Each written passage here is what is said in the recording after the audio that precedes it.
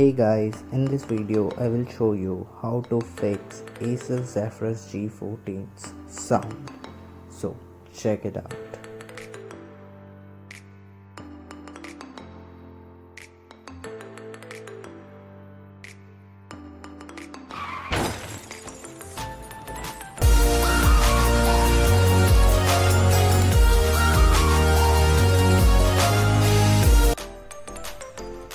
Go to Start, open Dolby settings,